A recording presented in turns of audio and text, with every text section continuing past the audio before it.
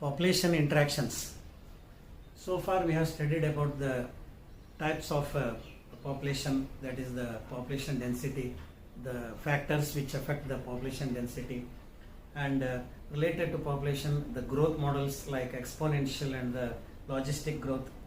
Now in a population there are different organisms which are having some interactions, and when there is some interactions, so that interactions are of different types. So there are 5 types of interactions, and usually these interactions are seen in a community, means when there are different populations. So population means it is the same species, but whenever there are different populations, that means in a community, so one species and another species are having some kind of interactions. So that is interactions between one population and another population. So that is called as population interactions. So there are 5 types of such interactions. So predation, competition, parasitism, commensalism and mutualism. So first one about predation. Now predation means it is a relationship between 2 organisms, 2 species, where one species will capture, kill and feed on that other species. So that is called as predation relationship. So the one organism which captures, which kills and feeds is called as a predator. The other organism which is caught or which is fed, it is called as prey. So prey predator. So one organism when we eat, when it is eating another organism, it is predator and prey relationship. For example, now predator is considered in a broader sense. So there is no need of hunting and all that, capturing. So just by taking that and feeding on that, we call it as predator. So we eat the plants. So we are predators on plants. So the plants are the prey. So they are caught, they are taken and we feed on them. So this is also predator and prey relationship. So like that, predator and prey is also between animals. For example, cat and rat. Cat is the predator, rat is the prey. So the cat will capture, kill and feed on the rat, which is the prey. So like that, there is prey-predator relationship between organisms, so of different species. And always when the predator is present, the population of the prey is checked. Simple example, just I said cat and rat. When there is one cat in an area, the rat population is controlled. Suppose if there is no cat, there is no predator on the rat, so definitely the population of the rat will be increasing. So that means the predator checks the growth of the population or the rate of the population of the prey. That is the relation between prey and predator. Now one the simple example by predation and prey, some 3 examples are there. Cactus, which is controlled by cactus feeding moth. So this is an event which has occurred in 1920. So before 1920, actually there was no cactus in Australia. So in 1920, cactus was brought from some other country and introduced into Australia, where the cactus spread throughout the country within 1 or 2 years or within a very short period rapidly, and wherever there was wasteland. Just like how the Parthenium or the Congress grass has increased in our country, same way the cactus plant increased and caused trouble to the people of that country. So then they thought of finding or searching for a predator to kill this or to control this plant. So a moth which was found in some other country, which was feeding only on the cactus plant, it was brought and the population of that moth was increased, and this moth controlled the cactus plant.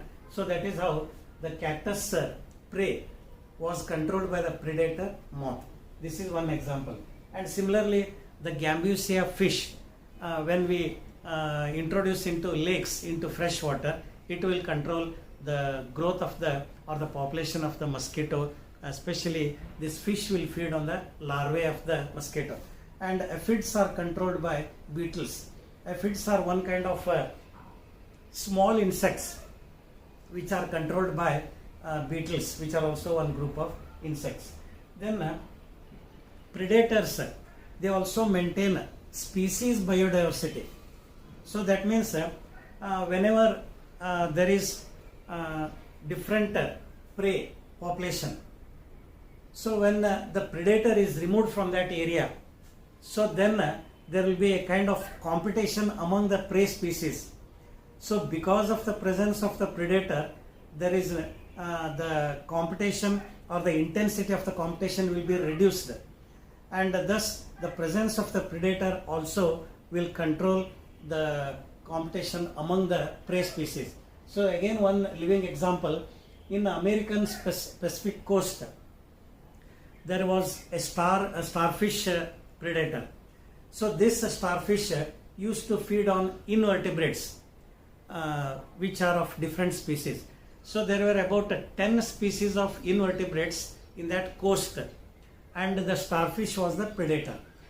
Now, to observe this relationship or the importance of the predator, the starfish was removed from that sea coast, and when the predator was removed, there was a competition among the invertebrates which were present there, among the prey species. So because of this competition, as the intensity increased, so the population of that invertebrates almost decreased, and completely they disappeared and became extinct. So that is the relationship between predator and prey. And also the prey is having such kind of mechanism. It will try to escape from the predator. So when the predator does not means when the prey wants to escape, it is having some mechanism. Some of the prey, they are poisonous, means the predator will be cannot easily attack on that, so it will be avoided by the predator. And some of them of this predators, they are having somewhat camouflage. So that means which is called as cryptically colored. So there will be no contrast.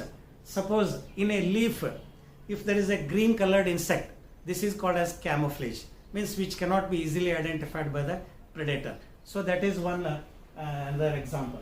And similarly, the monarch butterfly, it is very distasteful, means when the predator eats the body of that insect, it will be somewhat not properly tasted, and thus it will be avoided by the predator. So that is how the prey will escape, which will be having a defense mechanism against the predator. Then that is about the predation, predator and prey relationship.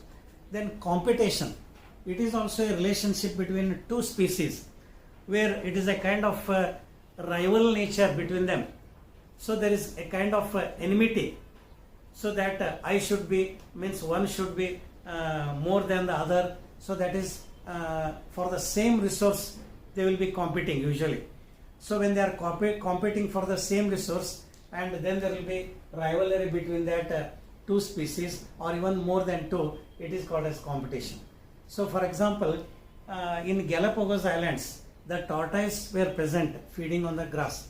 When goats were introduced, there was competition between the goats and the tortoise, where the goats became dominant and the tortoise population decreased, and they were eliminated from that area.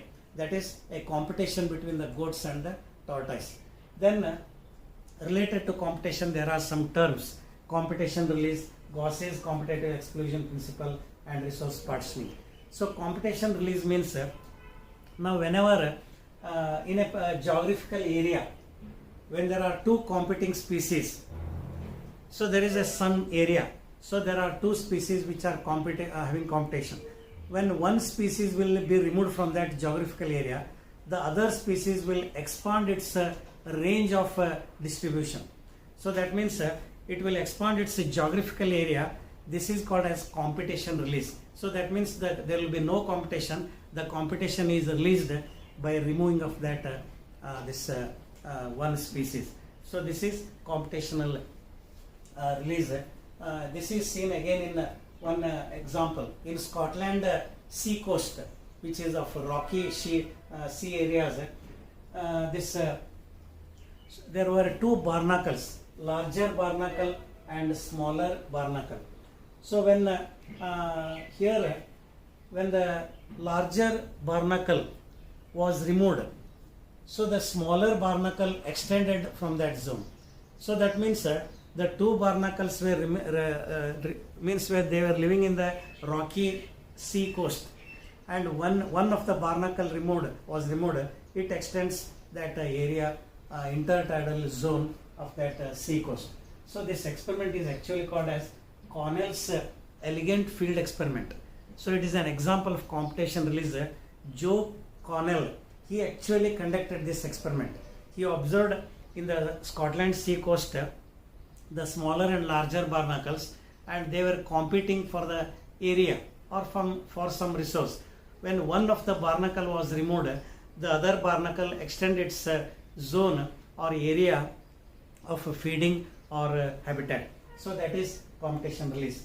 Then Gauss's competitive exclusion principle. So whenever there is a competition between two closely related species, so there definitely in a competition, naturally we can say that one will be the winner and one will be the loser. So competition in sports also we say. So in sports it is a competition. So there will be a winner and there will be a loser, isn't it? So here also Gauss's competitive exclusion principle states the same thing. When two closely related species are having competition for the same resource, so one of them will be the superior and it will survive. That means both of them together will not coexist. Both of them cannot live together indefinitely for a long time. So because of the competition, one of them will be eliminated and one of them will be surviving, and it will continue to remain in that area. So that is a competitive exclusion principle, which was actually proposed by George Gauss. So George Gauss, he is an ecologist actually. He observed that when there are two competing species, these two competing species cannot closely exist. They coexist indefinitely for a long period. So within a certain period, one of them will be eliminated because of the competition. The other one will become dominant in that area. So that is competitive exclusion principle. Then lastly about competition, resource partitioning. So whenever there is a competition of two or more species for the same resource, so they do not compete. Instead, they partitioning means a separation. So they separate. So whenever they are living in a particular area, there is a kind of understanding among themselves. So that means when they are going for feeding or in an area they are remaining, so they choose different times. They do not go at a time and compete each other. So they select a particular area. So this is called as resource partitioning. So they avoid competition. They do not undergo competition, and they avoid competition, and they obtain that particular resource at different times. That is resource partitioning. So MacArthur, he observed this actually in a bird called as warbler. There were actually 5 species of warbler birds in a tree. Now in this tree, when they were present, there was no competition among the warblers. So MacArthur actually observed this. What they did is they selected different parts of the tree. So a particular branch was selected by one species, another branch. So that means a particular area of the tree was selected by one warbler, and they used to build their nest in that area and feed in that area. So there was no competition between the other warblers. So they created their own area, and then they partitioned the resource. Partition means separating, demarcating. So when we divide a room, means we make a partition there. Same way that a tree was made into 5 partitions. He actually observed there were 5 partitions in the tree. So MacArthur, practically he observed that for at a different times the warbler birds used to feed, and there was avoiding competition among them, and even building the nest they did not competing for each other. That is how we can see the resource partitioning. In the same way we can mention so many examples. In West Indies actually, this is another example where in a tree there are different lizards, about 2 or 3 types of lizards belonging to this dragon species. There also there is a resource partitioning. Some of the lizards, they live at the base of the tree, at the base of the stem, main stem. That means surrounding the main stem they will remain and feed at that region. Still others, they live in the middle part of the tree, and still others, another species, they live at the top of the tree. So that means this which is at the base of the stem will not go above. The one which is at the middle, it will not go above and it will not come below. That is also another example. So this is about resource partitioning. So these are all terms which are related to competition, which is the second population interaction. Thank you.